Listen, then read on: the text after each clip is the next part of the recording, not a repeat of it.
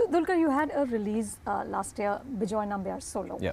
Which was very polarizing. And after that, you wrote this Essay. emotional essay on Facebook. And, Yeah. and I want to read this back to you. It's very rare for an actor, I think, to reach out in such a emotional way to his audience. And you said dark comedies are meant to be awkward, always have been. That was our intention. So mocking it, booing it in theatres, spreading negativity and hate and degrading the film because you didn't get it just kills the film. It breaks our hearts, breaks our spirit and kills the courage you gave me all along. Which is such a lovely thing to say. Where did this come from? I think, I worked really hard on that film because You were playing 4 characters. Yeah, and I genuinely believed in it. But that's okay. All of us actors work hard on our films and, they work, not work. It's not in our control. But sometimes I feel like because something makes you, in the case of Solo, I feel like it just made them awkward or like it was an uncomfortable scene or revelation. And like a section of the audience then went on to boo it in such a manner or to make it uncomfortable for the other viewers or people who were okay with it or whatever.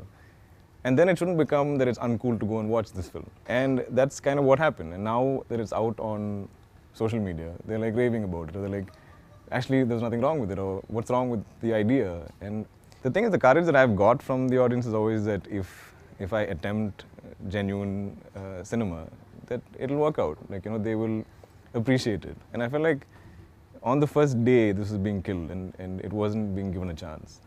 And that kind of hurt me, It wasn't so much about the production or the effort we put into it. It was just you just didn't give it a fair chance. I don't care if you don't like it. That's fine.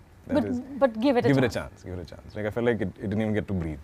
So when something like that happens, Dulquer, does it make you afraid of taking a chance again on a project? Fortunately, I think what works in our favor is the volume of films we do. You're doing at least 3 a year. 3 to 5.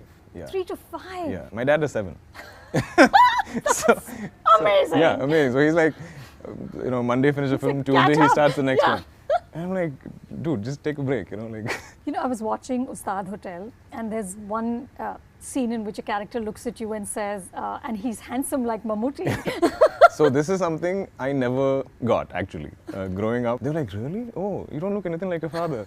So that was the case all the time, right? And so even when they wrote that line in the movie, I was asking the director, I was like, Anurka, should we use that line? Like, I don't quite buy it. I don't think they think that way. I don't think anyone's going to say it. And but now it's, I guess they're okay with it, and I think they find it nice to hear or whatever. I think it's kind of like it's a very Indian thing to kind of see. But it's just sweet. It's sweet, yeah. It just makes me smile. Yeah, exactly. Right? But I always thought like, no way. Like, and this is another reason that I didn't know if I could make it as an actor, because I was like, I don't look anything as good as my father, or I don't know if I can perform like him. He's very obviously manly and obviously, baritone, and there's just no one like him. He's a man's man. Man's man. Yeah. And I'm more like boyish or whatever it is. Right. So I remember kind of cringing when I read that line for the first time. Even when watching it, I'm like face palm. But it's sweet. So, it comes from a good place. Is there a burden, Dulquer, to being his son? I think less now. So now when you talk about me, I feel you say Ustad Hotel, or you say Bangalore Days, or Charlie. You don't immediately say Mr. Mammootty's son. So, but the burden, I think, growing up was that I just didn't want to fail in anything I do. It's just not just about being an actor. I just thought he's always led by example. He's got great integrity and lives by his principles, and so many ways. I just wanted to make sure I make him proud, and that's kind of the thing with our entire family. Like, nobody rose to heights like he did. So even within you mean the larger family? Larger family. It's like something everybody really looks up to, So I just had to kind of live up to that, So I think that's helped me in always trying to do quality cinema, always trying to kind of perform as well as I can, and choosing for the right reasons. Just generally my conduct and behavior, things like that. But that's pressure you put on yourself. He's never put on you. Yeah, no. I think he's always just told me. Was he a tough dad? No, actually he's a very cool dad in that sense. He said, look, I'm not going to ask you to be the first in class. I'm not going to ask you to study hard or whatever. But I'm the best at what I'm doing. 3 national awards. No pressure, but I'm the best. I'm the best. So whatever I do, I'm the best. So whatever you do, make sure you are the best at it. But I'm not going to tell you to do it. I'm just showing you how it's done.